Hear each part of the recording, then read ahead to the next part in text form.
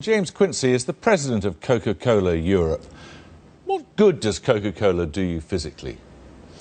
I think Coca Cola, as the introduction said, does have some sugar in it. It is energy. Is it an absolute necessity?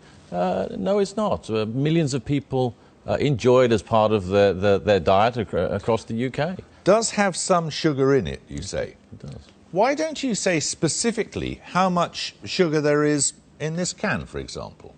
I think if you find, on the side you say 30, you have a percentage on there, don't you? Yes, right here on the front, it quite clearly calls out the amount of sugar in this can of Coke. And what does it say?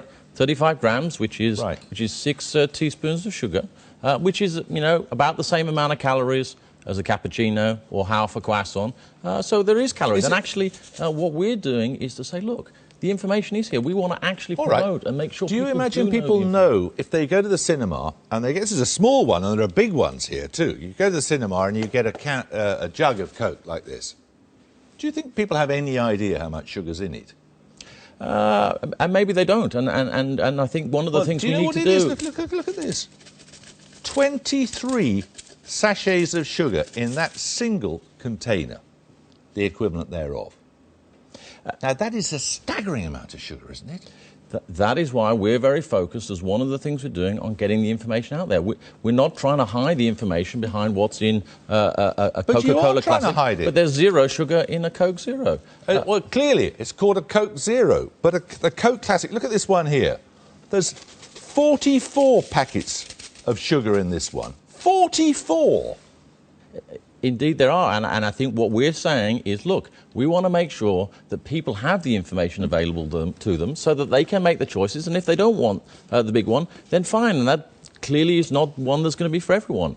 We want to make sure the information is available. We want to make sure there's more availability of more choices, whether it's smaller packages, as you had in your intro. Yeah, but whether it's 23 in something this size or 44 in something this size, each of which is to be consumed in one single sitting at a cinema, this is staggering, isn't it?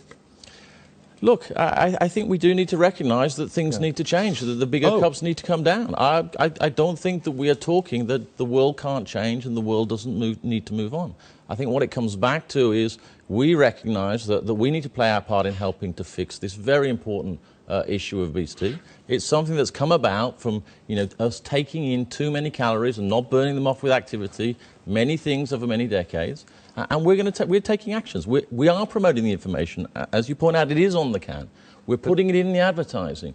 We're increasing choices of the small cans, helping people manage their calories, promoting the zero-calorie options if people are having trouble. So you accept your role in the obesity epidemic, do you? I think as a contributor of calories into the British diet, of course we must. I mean, soft drinks, all soft drinks together contribute 2% of the calories.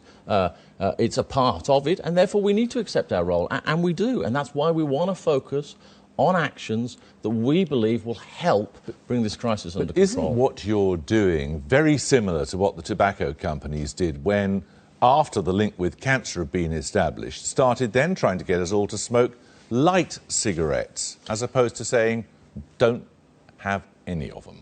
I think there's a very clear distinction between tobacco and anything to do with food and drink, because in the end, there's no amount of tobacco that's good for you. It directly causes some of the disease, no amount. Whereas with food and drink, anything in moderation can work within your lifestyle. Maybe one of these packets in a cup of tea during the course of the day, or maybe even two. 23 in the smallest container at the cinema.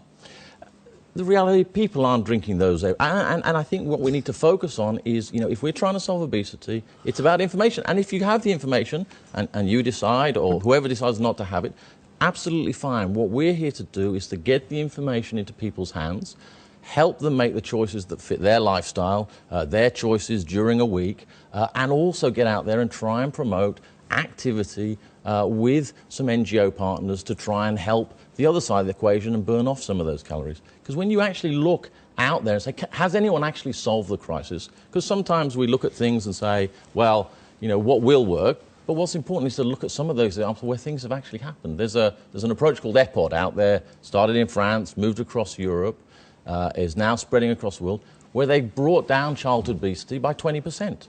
And it's not by taking some You could take a lead in eye-catching that, or simple measures. They did a number of things, bringing in private companies, health companies, local government communities, and brought down childhood obesity by 20%. Thank you very much. You're welcome.